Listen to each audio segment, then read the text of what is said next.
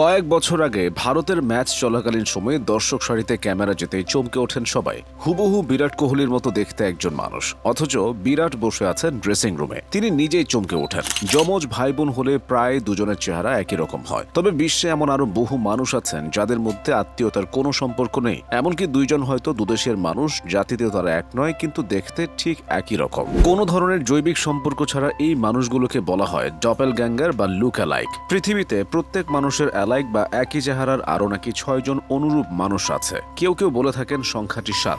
বিভিন্ন বিখ্যাত মানুষের সঙ্গে চেহারার মিল থাকা নিয়ে নানা সময়ে আলোচনা হয়। বছর 5 আগে গোপালগঞ্জের আরুক মুন্সি নামে একজনকে নিয়ে লেখালেখি হতে থাকে পত্রপত্রিকায়। টেলিভিশনের ক্যামেরা খুঁজতে থাকে তাকে। না, তিনি বিশেষ কোনো কাজ করেননি, কোনো বিশেষ অর্জনও ছিল না তার, কিন্তু তার দিকে তাকিয়ে ভিমরি খেয়েছে বহু মানুষ।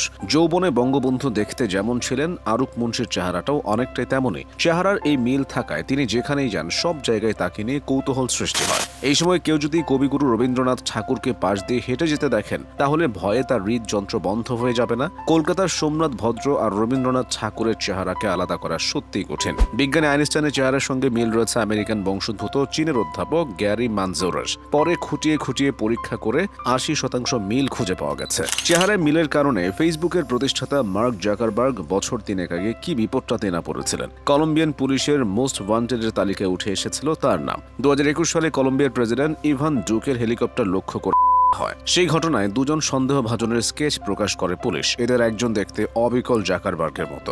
আমেরিকান ধনকুবের আর চীনা টিকটকার ই লং মাকে আলাদা করে দেখলে একইভাবে ভিমড়ে খেতে হয়। দুজনের চেহারা হুবহু একই রকম। এভাবে বিখ্যাতদের সঙ্গে মিল থাকলে নানা সময় সেটি নিয়ে সংবাদ মাধ্যম কিংবা সামাজিক মাধ্যমে আলোচনা চলে হরদম। তবে সাধারণ মানুষের ক্ষেত্রে সেটি জানাজানি হয় না, তাই কখনো একজনকে আরেকজন ভেবে ভুলও করে বসে মানুষ। এই একই চেহারার আরো মানুষ থাকার বিষয়টি নিয়ে আলাদা একটি দিবসও আছে পৃথিবীতে।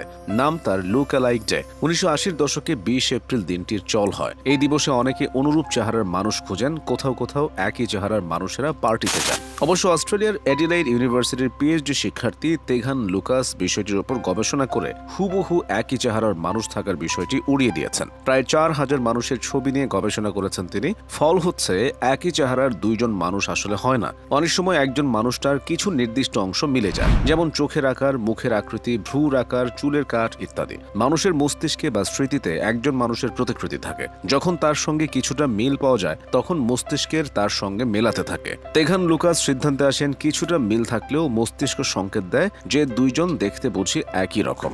আসলে চেহারা নির্ভর করে বাবা মায়েদের থেকে পাওয়া ডিএনএর মাধ্যমে। শুক্রাণু ও ডিম্বাণু নিষিক্ত হওয়ার পর থেকে এটি শুরু হয়। একজন পুরুষের 8 মিলিয়ন শুক্রাণু এবং স্ত্রীর 8 মিলিয়ন ডিম্বাণু মিলে 64 ট্রিলিয়ন ভিন্ন ভিন্ন চেহারার বাচ্চা জন্ম দিতে পারবে। অবশ্য যমজ হলে ভিন্ন কথা। প্রত্যেকের চেহারাতেই তার মা, বাবা, নানা, নানি, দাদা ও দাদির চেহারার কম বেশি ছাপ থাকবে।